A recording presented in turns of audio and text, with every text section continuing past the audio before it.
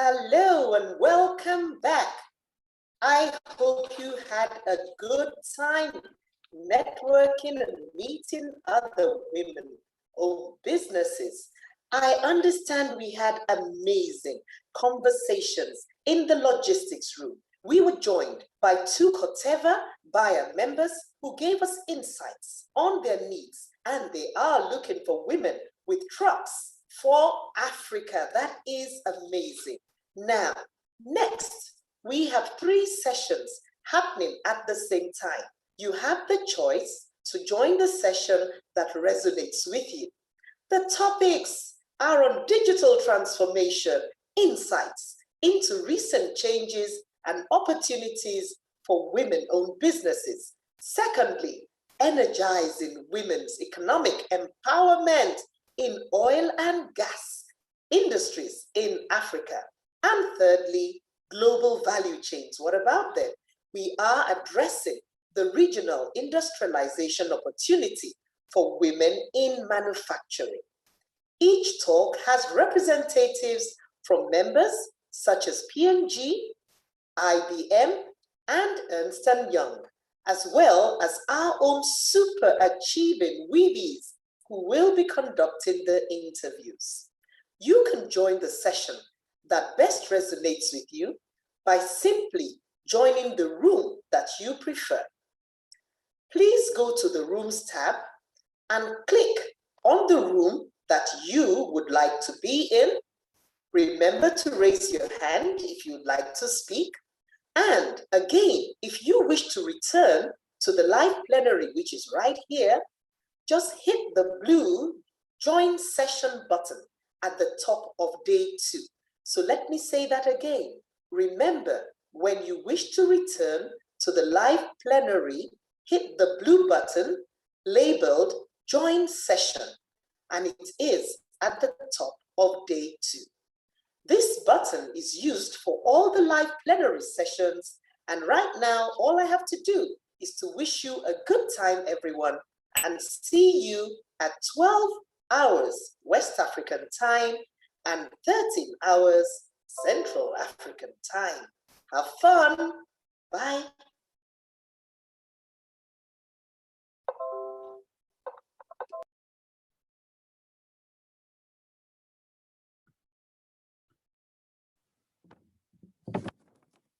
Hello and welcome everyone to our parallel session. This is a session discussing digital transformation. I'm just waiting for my panel to all be connected and we'll get going. Thank you and welcome everyone. My name is Tabi. I work from IBM Research. I work as a research manager, and welcome to this parallel session. We're going to be discussing digital transformation and how it affects our various businesses in different sectors and how we can begin to get ready. And I'm very pleased to have with me a host of experts in the area of digital transformation, business transformation, as well as business revolution in general. I will just introduce them by their names, first names. It's just safer that way for pronunciation reasons. Again, like I said, I'm Tabi and I work at IBM Research. We have Barry. Barry is the managing director for Resources, Health, and Public Services at Accenture South Africa. We also have Jida. Hi, Jida is the CIO in South Africa for P&G Africa. And Charlotte is the CEO and founder of InTouch Management and Consulting globally. And we have Newton, who is from EY Consulting in Zimbabwe, where he's the executive director. So thank you again, everybody, for joining us in this conversation. One thing that is clear, even if you look at the history of the world, is there have been times when we have been forced into a pace of innovation or a rate of discovery, a rate of adopting technology that was not expected. If you look back to the origins of the internet and some of the technologies that we now know today, they were forced into maturity out of necessity. And over the last year and a half, we have lived through a similar period where necessity has actually, where the circumstance of the pandemic has necessitated an unexpected rate of adoption adoption and a transformation in the way that we interact with the digital world. And that's the conversation that we're going to be having today. And I'm going to begin the conversation quickly with Charlotte, and we'll have a bit of a conversation here around what are we seeing that's exciting this year, because I mean the last year and a half, probably even for the next coming months, will continue to be difficult in many ways. But through this a period, there have been, however, some exciting transformations that we're seeing in the world. What is exciting, what's new, and what has been transformation that we believe that businesses should begin to embrace. Thanks, Davi. Okay, so as you're fully aware, I mean, disruption has literally been the attribute for 2020. And although many leaders are used to some level of constant change, COVID-19 impacted the world in ways no one could have predicted. In turn, organizations have had to pivot and strategize, adapt, and change in new ways. And then as organizations continue to respond to this crisis and explore, different ways of operating and driving growth, and they needed to look at strategic technology.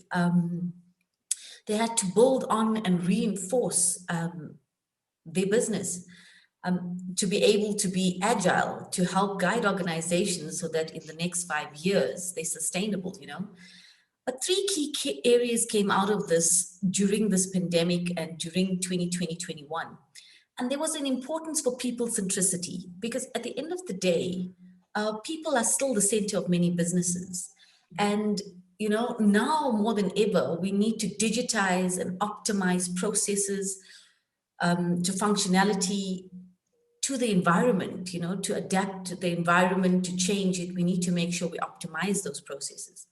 And then, of course, location independence. COVID-19 had shifted where employees, where customers, suppliers, and organizations' ecosystems physically exist. Location independence requires a technology shift to support the new version of business, basically. And lastly, resilient delivery. Whether it's the pandemic or recession, volatility exists in the world. And based on all of that, some of the key technological driving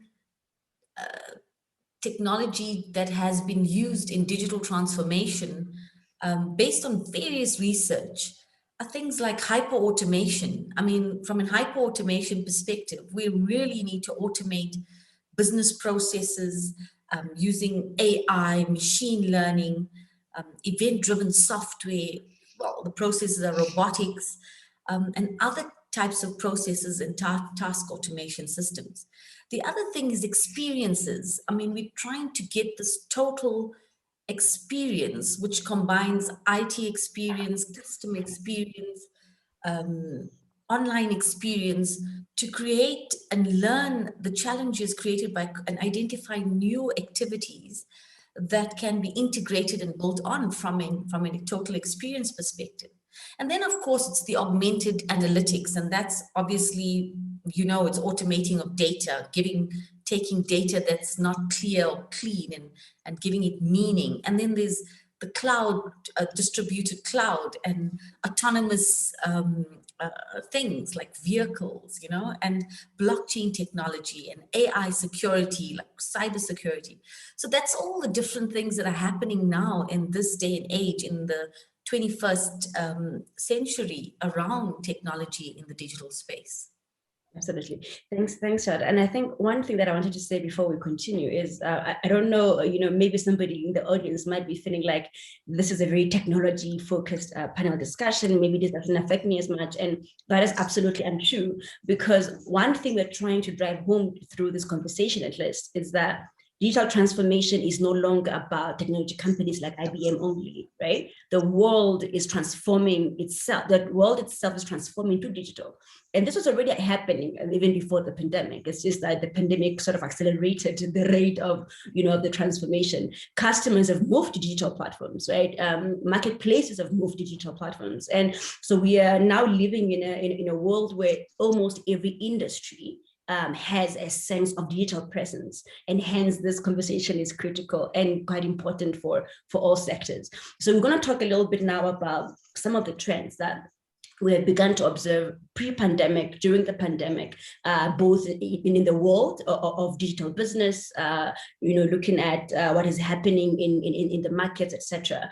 And I think, Valerie, let's begin with you and sort of let's hear your comments about what kind of trends are we seeing, this year, in the years prior, and what can we expect as medium and small enterprises post-pandemic, and how do we prepare ourselves? Thanks, Sabi. You're absolutely right. This year has reflected, as we've reflected on the seismic changes we've experienced in the face of the global pandemic, there is one thing that's been irrefutable. Technology has been the lifeline that has sustained us through the pandemic, and it is redefining our reality. Seemingly overnight, businesses have transformed basically centuries-old business models, and even customers and consumers have converted tried and tested consumer habits to enable technology and the internet to drive their behaviors. Gyms started offering classes online. Parents have to deal with the perils of online learning for children, and those children sometimes as young as 4. I mean, I heard a case recently of market store owners in Nairobi who during the lockdown converted their trade to be able to trade on WhatsApp and used tuk-tuks. They contacted tuk-tuks to enable over WhatsApp to enable delivery, and they got their payment through mobile money. So we're seeing definitely that this year has embodied the ethos of digital transformation.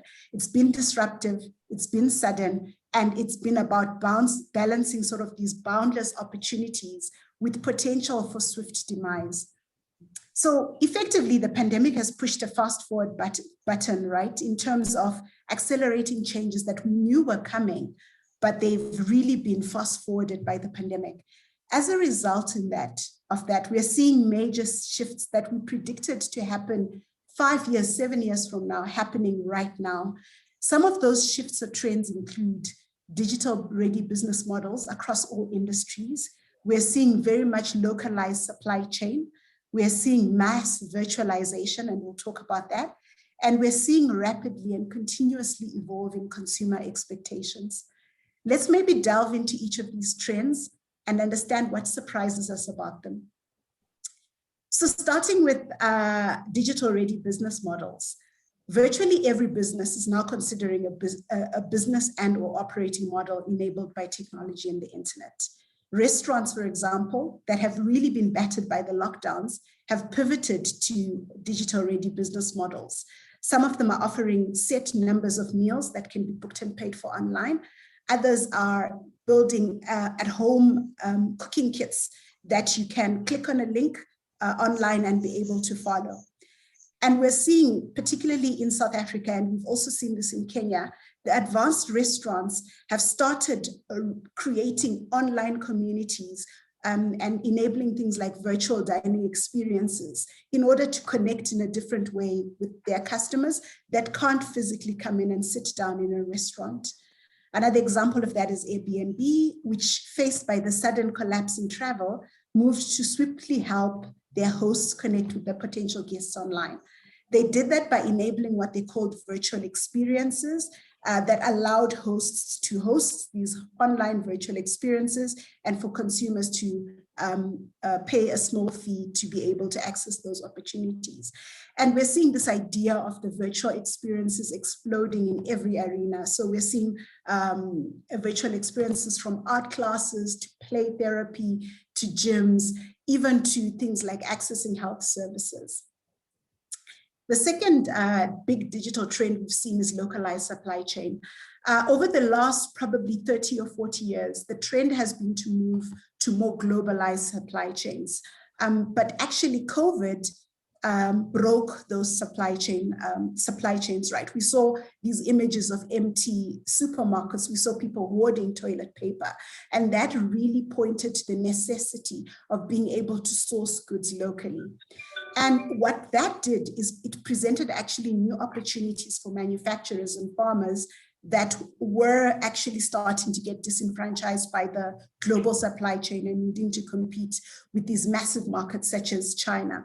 And what we are seeing is a lot of these farmers and manufacturers are moving to basically the homebound consumer and looking at better ways to service in a localized manner. That's resulting in people starting to move to e-commerce platforms to connect with these local communities. And e-commerce platforms themselves are increasingly offering comprehensive cloud-based bundles of services that help farmers and manufacturers manage expenses, pay bills, anticipate cash flow problems, and optimize delivery. So we're definitely seeing this movement to better understand what our supply chain is locally and for people to source locally. Around mass virtualization, we've spoken about this, everything's gone online, from your doctor's appointments to gyms and schools. A key enabler for this has been cloud. And let's think about how business leaders thought about cloud.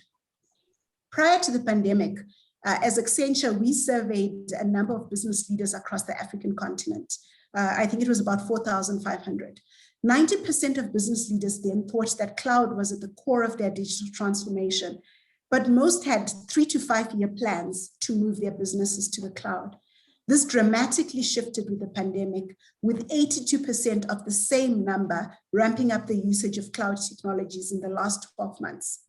I work predominantly in health, and prior to the pandemic, most of my health departments across Africa and Asia were resiliently against the move to cloud, citing data privacy and data security concerns. In the last 12 months, I've worked with a number of these countries to reverse these positions, leveraging cloud to rapidly deploy safe, reliable population health solutions, such as contact tracing and vaccine management. The pandemic opened these organizations' eyes to a new reality, and cloud is now at the core of their organization, not just the periphery. I think organizations are, as a result, realizing that technology is no longer just one of the vehicles for success. It's the vehicle that all possible success depends on. 2020 has also reset some of the consumer behaviors and expectations, and we're seeing some interesting trends in terms of consumers and the typical African consumer. So firstly, we're seeing that the average African consumer has added more than 10 hours per week to the time they spend online. Secondly, they're expecting the routine to happen online. So when we surveyed a number of consumers, they said that they expect at least 30% of their routine activities to happen online. And this is from e-learning to working to dating. They're expecting to live their lives online. We're also seeing that consumers are willing to trade privacy for convenience. So they're starting to think about, hey, actually, if I can get more convenience from this service, I'm more willing to give my data and my information to enable that convenience. We spoke about the localization of supply chains, and definitely there's a feeling that local is lacquer, as we say in South Africa, as the reality of climate change and the demonstration of just how globalized our supply chain had become is making consumers conscious of the fact that there can be local alternatives. And lastly, even while we look at local supply chains, we're seeing that Africans are starting to think about global opportunities. So they're increasingly using the internet to access opportunities beyond their borders, increasingly participating in remote work through the gig economy online, and equally moving away from this era of, I have a single job with a single income, to thinking about how do I get multiple income streams, some of those coming from online. What does this mean? It definitely means that technology is now at the core of any business. And ultimately, what's most surprised us over the last year is that technology and digital mastery have become the lifeline for all manner of businesses. Absolutely. Thank you so much. There's quite a lot to unpack there. And I'm going to have Newton and Judith just comment a little bit in detail about everything you just talked about here. But one thing that I wanted to also just bring in to this discussion is around one thing that we often forget, right, which is one of the currencies of the digital transformation, especially for opportunities for our region moving forward, is data, right? Across all of the sectors in which we work, when the pandemic hit, right, and businesses had to quickly transform and begin to digitize their services, one thing that we knew was that we had to use previous data, we had to use historical data to build AI models, to build analytics that can help drive businesses, that can help inform decision making during the heat of the pandemic, right? Now, when we look at small to medium businesses, which are what are represented in this audience today, we are the vehicle, we are the core engines of generating data for our region, for the continent, for the future of AI, for the future of, data-driven decision-making, data-driven innovation on the continent. So I'm just saying that let's see ourselves as, the people who will generate the data that will drive future innovations in our region. So whether you're working in, in logistics, begin to digitize your process, because every data point you create, right, is data that will help enable the creation of digital solutions in the future. But anyway, I'm going to jump to Newton for a little bit and say, Barry talked a lot about changing customer behaviors. How do businesses begin to respond and take advantage of this changing behaviors in consumption that we are seeing now, and we expect to see more of post-pandemic? Thank you very much. We all agree that there's a phrase that says customer is king. and meaning that at the end of the day, we need to make sure that our customer is happy and we meet the needs of the customer. Because if we lose the customer, then we lose even the money, the value that we create for the business. So it's very important for us to take note of the behavior of the customers. And as you would appreciate, we're dealing with different generations of customers. So you've got the millennials who are the digital natives, basically, and then you've got the conservative group within the customer. So it's very important for data to be used effectively and in a way that helps decision making within businesses. One other aspect that is really exciting, and you would appreciate that those that picked up this phenomenon before the pandemic found themselves in a better position when the pandemic struck, because they were better prepared. And then there were others who actually, to be honest with you, there are some businesses that were there 18 months ago that are no longer there.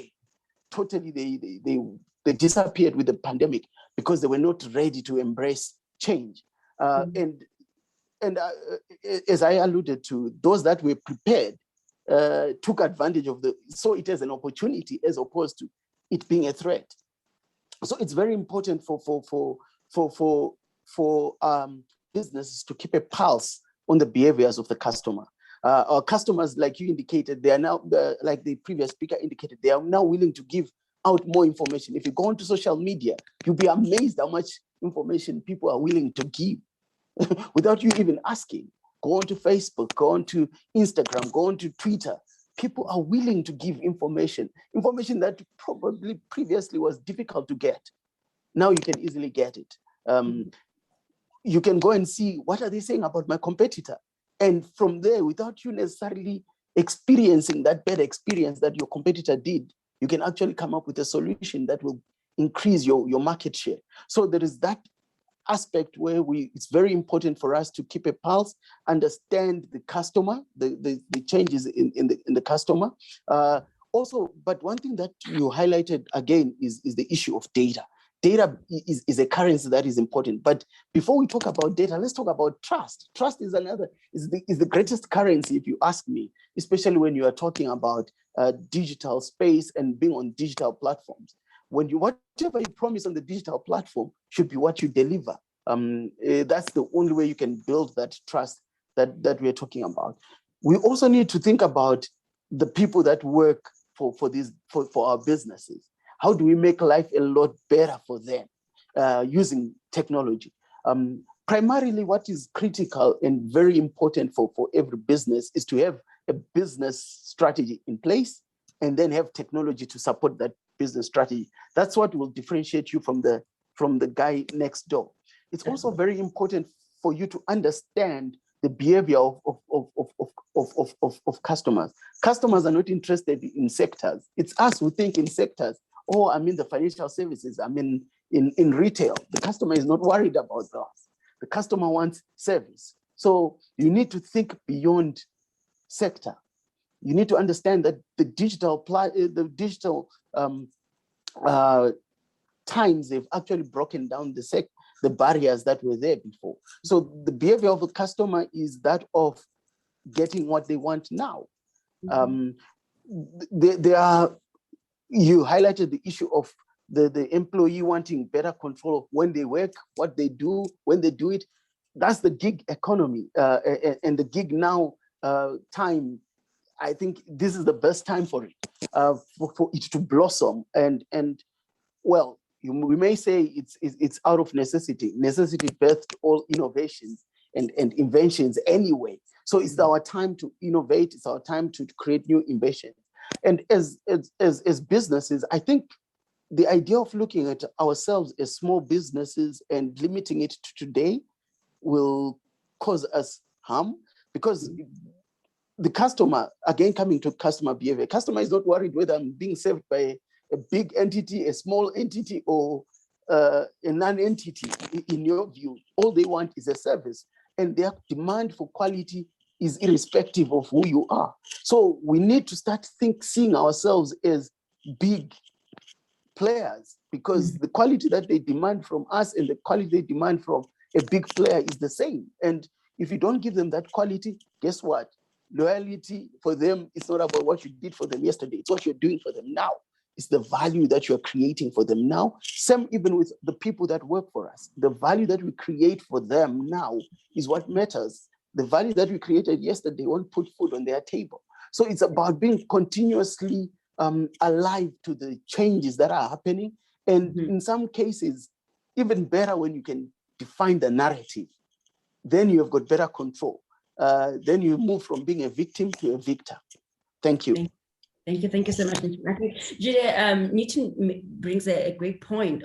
Often when we talk of customer experience, we think of our external customers, right? And creating value for them and ensuring that as we transform, right, we transform along with them as well. But even internally, Newton makes the point that we need to think a lot about the employee experience as well. And we're beginning to see more and more technology infusion into our teams. And I think we were discussing earlier about like the Pro side report, for example, that was talking about the trends that we're seeing in technology infused teams, everything from things like workplace or workforce transformation, technology modernization, and acceleration of digital adoption in the workplace. As an expert sort of working in the space and sort of working in consulting as well, is this what you're seeing in terms of the trends within internal teams, and how do businesses begin to respond and transform along with that more digital workforce? Thank you, Tabi. Thank you very much. It's a pleasure to be talking with this group of industry experts right here, and of course to the amazing women business owners in the audience. I think the report you referred to, it was, as I said, was gearing more towards the IT industry, but there are a few pertinent points or pertinent ideas that I can point out. Two of them in particular, and it refers to our internal customers, our employees, right? So it's on workforce transformation and of course the tech modernization. On transforming the workforce, these are our employees, right? And these are the people who bring our digital transformation to life. So it's important to really put like a very keen eye on this part of our customers. Two things are important. One, we need to upskill them. Upskill our employees starting from the top. And by top, I mean management. And because it's important that our senior leaders understand technology, right? Everybody should. And I'll be giving you my own experience as someone who has led digital transformation in Procter Gamble. We're currently going through a similar transformation of our workforce, starting with upskilling our people, right? From the basic Microsoft Word, Outlook, to the more advanced NIME, data analytics, Power BI, et cetera. We're taking everybody through. Right now, not everyone will get to see or to get to the advanced section, but at least everybody will be grounded in the basics. And you'll be amazed the huge productivity you'll bring to your people, because a few things that they missed here and there can create countless time savings in their day-to-day work. Right? So that is pretty key. Second is also to transform the workplace. right? And the intention is to create an agile working environment. This is not just doing a nice open office like we've done in the past and then calling it done. No, the question is, how do we create collaborative spaces? How do we create personalized, flexible spaces? If I want to come and work by myself alone, if I want to work with people collaboratively, if I want noise, if I want silence, etc., etc. So we need to design our office space to fit this reality, because that's exactly what our people are demanding and need, especially coming out from COVID. We're still in there. We should also be able to enable remote work. And I think Charlotte mentioned this briefly. Our employees should be able to decide to work from the office and to work from home, right? And the company or the organization should enable that to happen, that flexibility to happen. One consequence of this, and I think someone from the audience, I think it was Capello, who mentioned this in passing, or she hinted at this. One consequence of remote work is that employees will start to realize, if I can work anywhere, why do I need to stay in major cities where the cost of living is very high? So we might see in the next 2 to 3 to 4 years a shift. It might a population shift from major cities to the suburbs. Now the question to the business owners is: Am I positioned to properly meet the demands that might surge out of these areas in the future? Right. That's something to think about and look out for. One more thing on workforce transformation is it's important to keep an eye on employee well-being. COVID has helped to make our organization very productive. Right? That's one of the, I think it was Microsoft who will release some numbers a few months ago on their Office applications, right? They saw that they checked from March last year, 2020, when the pandemic hit, to February this year, and they checked the adoption of their Office applications. They saw for Microsoft Teams, the application we use to communicate and set meetings, a 150% increase in team meetings. That means the meetings that our employees have more than doubled during this period. They checked the emails, and this is astounding. Emails sent between February 2020 and February 2021 increased by 40 billion emails. So 40 billion more emails were sent, right, within 1 month. I did the numbers. It came to around 10 to 15 to 20 additional emails per day per employee.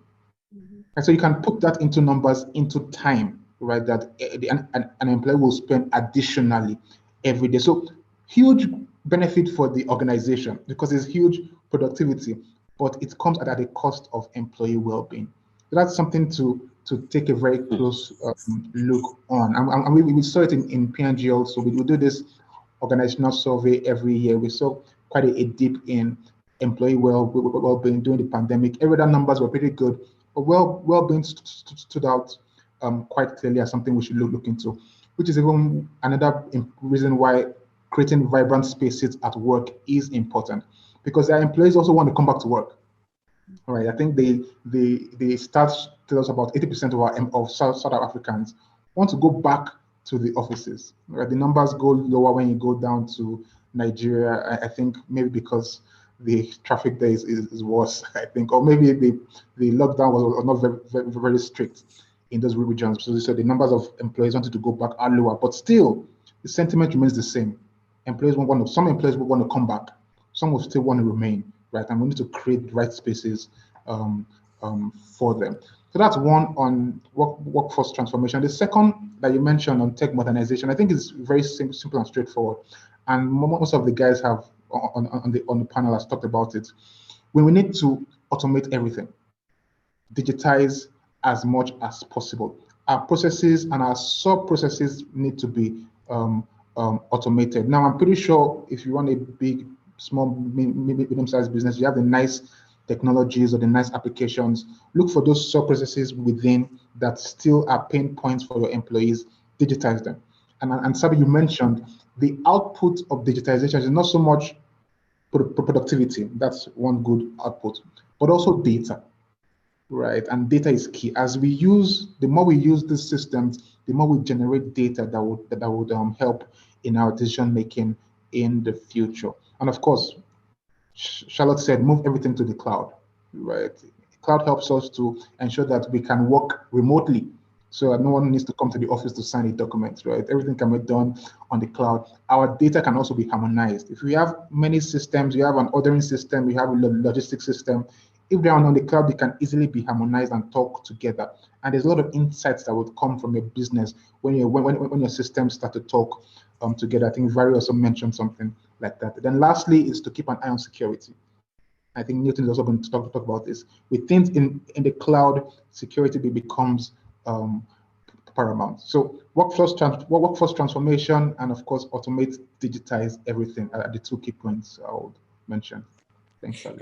Thank you, Jide. So we're going to move a bit faster in the next couple of questions because one thing I want us to get into now is the practicalities. Now, I think we have, if for everybody who's in the audience, they get that I want to get on board. I want to join the digital transformation train. But then, how do we do it? Like, where are the opportunities? Where is the low hanging fruit? Right? What do we access? What do we do? Charlotte, let me start with you here and say, what is your advice? What is your advice for sort of the women business owners who are here today, right? How do they begin to take advantage of the digital shifts that we're seeing? So I know by the terminology we've been using and the things we've been saying, it does sound daunting at this point in time.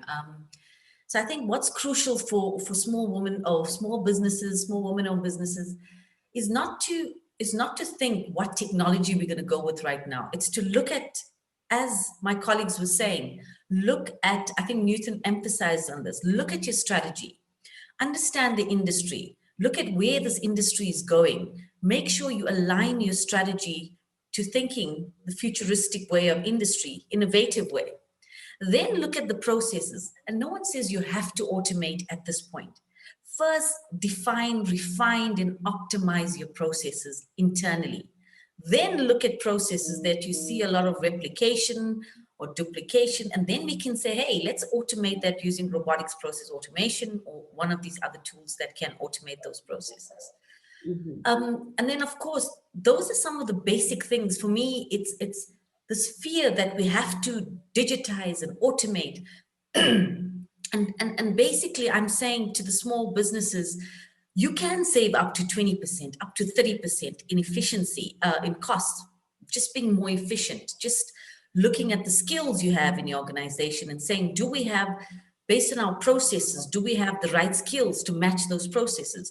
So it's all those little things. If companies or small businesses can start with that and saying, let's look at those things. Data, I mean, Jide spoke about data. We have so much data, but it's not meaningful. It's just data. It's just data that's not clean, data that's not accurate. Those are things you can start with. And then once you get to a level where you found, okay, we've refined processes, we've got a very clear value chain that's clear and defined, we've got data that's meaningful, we can get clear, effective dashboards that gives us what we need. We've got a strategy that we can achieve that's operational, that's effective, that's innovative. Then we can start disrupting, and then we can say, right, let's bring in technology and let's see which aspects of it we can automate. And that's basically my 20 cents. Thank you so much, Charlotte. I'm going to go back quickly to Judy, and then we'll go around again because, and I think this also came through the questions. I think somebody called Gabriel wanted to know, for example, how do we ensure that we don't leave behind those businesses, those clients that are located in difficult to reach areas, for example. But linked to that as well, to what Charlotte is saying, Judy, is what does adoption look like day to day, right? For if I am a small or medium enterprise, and I want to digitize a process that Charlotte is talking about, that there's redundancy, there's repetition in a certain process, we might as well digitize. What does this mean? Does it mean appointing an IT team? Do I need to hire a team of AI engineers? What does it take? What does it take to adopt? Thank you, Tavi. It's and I would try my best to answer both questions Sure. with one shot, right? I think I think we've all touched it in some way. I'll try and put some structure, right? First of all, it starts with business leaders understanding the implications of technology to their business. Now, we can give you guys tips, ideas here in this session from the experts, but you know your own unique situation, right, in your business, right? You understand that. So you need to understand how technology can impact that unique scenario. Sometimes you might need to even go further to bring in external talent from outside, right, to come in, probably as a board member, for instance, with digital expertise, or an IT manager, right, with some idea of IT, to come in and understand your landscape. Right now, there's a question that I think is there on: do I build locally or do I outsource? It's a deeper question because it talks about your P&L and how your working capital is structured, etc. Can you afford the strategic impact of having an IT organization in your business, etc. So it's a much bigger conversation, but you need to have some level of expertise, one person at least, to give you an idea of what technology is out there. And then you can decide, can I do I build in-house or not?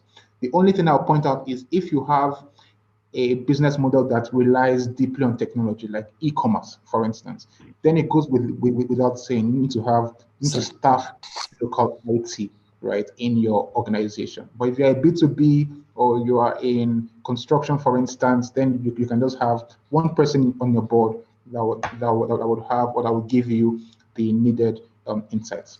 That's one. Secondly, have a roadmap.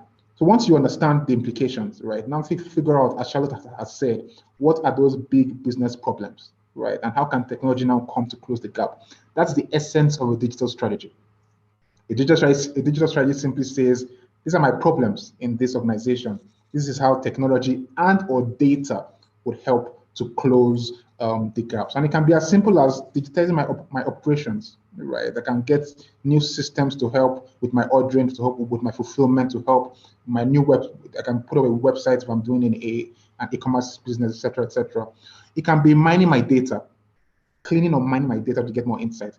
It can be more strategic, like creating very new business models entirely, right? So have that roadmap. First of all, I said, understanding technological implications. Second, have a roadmap or a digital strategy. And third, we've said this over and over again, but it's important, develop and upskill your people. These are the ones that will bring your strategy to life. Now, if I tie it to Kabelo's question, what do we do? Two things. I'm pretty sure that very soon infrastructure will start to move to the suburbs. It's a reality that's going to happen, right? But before that happens, we need to figure out how to execute or operate in a lean fashion, right? Do I need to work with WhatsApp? Do I need to use Teams? I don't always have to have that video call, for instance, right? Because if you go out there, the quality of data outside the major cities might not be as good as we have in the major cities. So the question is, we need to think through very smart, flexible ways to ensure that our employees can still connect and collaborate even while they're still working remotely in those sections. So it's for business owners. There are two things. One, we need to ensure that employees can work there. We need to ensure our products and services can reach our consumers right there in those regions also. Absolutely. Thank you so much. Newton, so I mean, this has come up many times, right? Because once we talk data, once we talk, scale, someone even talked earlier about, trade for trading convenience for privacy and security, etc. When we were discussing earlier, you were talking a lot about, some of the risks that are inherent, in the journey with the digital transformation journey for businesses.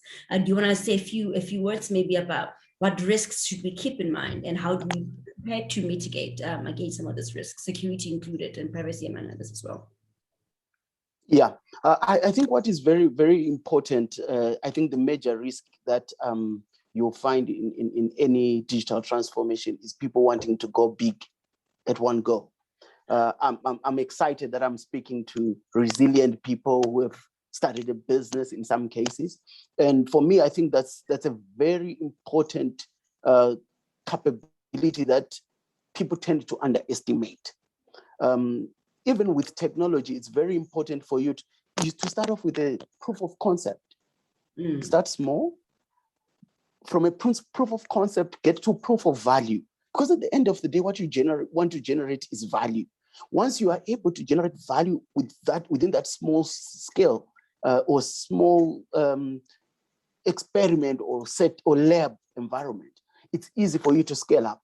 And I'm talking to people who have started business, who started small, who know what it means to start small and to grow. So it's taking that capability that you have developed over time and use it within the technology space. One of the key things that is very important is accommodate different thinking. Allow people to challenge the status quo. Because from there, that's where you get ideas of saying, well, why do I have to think like this? Why can't I think differently? Start thinking in other terms, and you start seeing greater possibilities. Obviously, security is key, and especially when you're dealing with external parties. Understand your ecosystem from a technology perspective. Who am I interacting with? How strong are they? That's why it's very important to even think about certifications from, be it ISO, certification from around security, be it investing in different types of certifications that will certify the security around your environment is very important, because it gives the guy next who wants to trade with you the comfort that their data or their information is safe with you, and vice versa. Don't be shy to demand such certifications from your business partners, because it's very important, because once you open up to them, be it creating a collaborative space, if they are not secure, you automatically open yourself to breaches. So it's very important for you to think, to consider seriously that, and do it regularly. Make sure that you do your security assessments, you make sure that you are not vulnerable, and every product that you develop, make sure that you have got cybersecurity in mind. Also, if you are going to deal with people that are within the European market, GDPR becomes very important. You need to make sure that you are aligned to that, because you then open yourself to possible financial losses through if in the event that there is a breach. So it's very important. Security is key. Developing your people, Jade highlighted that, very, very important. It's better to risk losing a trained person than keeping an untrained person, because you're not getting value from them. And you don't have to have all the skills. Use gig now. Use skills that are lying. If a person is sitting in Australia and they've got an hour to give you, get value out of that 1 hour. They don't have to be next door. So for me, those are the very critical points, ma'am. Thank you. Thank you so much. Thank you so much, Nathan. I'm going to go back to you now, and you'll answer this question and maybe even leave your closing remarks. One thing that we want to make sure is that we highlight opportunities that, like I said, what I want to call low-hanging fruits. So do you want to maybe comment and end on what are some of the biggest opportunities that you think the business owners on the platform today should be reaching out for here in the region, on the continent, and globally as well? Thanks, Sabi. I think we all agree that we're facing a unique set of global circumstances which we've never met before. On one hand, we've got this accelerating digital transformation and the ability to build almost anything, right? On the other hand, we've shifted from reacting to the crisis, to the pandemic, to reimagining and reinventing what comes next. Combined is an opportunity we have never seen in this generation to actively shape our future from the ground up. So basically, the single biggest reinvention of all industries in living memory has been reignited. And there are lots of opportunities that we need to consider. We keep talking about the new normal. The reality is we have the opportunity to build our new normal. So what are some of these opportunities? We've spoken a lot about the trends, and linked to those trends are some of these opportunities. So firstly, increasing consumer activities online means that we've got new markets that are opening in front of us that we haven't yet begun to explore. In Africa, we know that we typically always think of trade within our geographies or regions, and we've got the novel opportunity to start rethinking those boundaries and looking at different ways to service particularly regions or geographies that were previously served by other global markets such as China, but that because of COVID are no longer being serviced, right? So if you're a retailer, consider how to expand your market by feeding into your nearby adjacencies. So that's the first opportunity. The second is think about creating the holistic experience.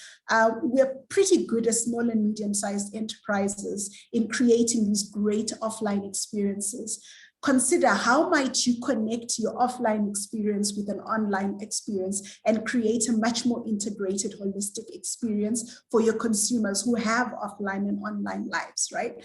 And then also consider how to differentiate yourself through handling security and data privacy differently.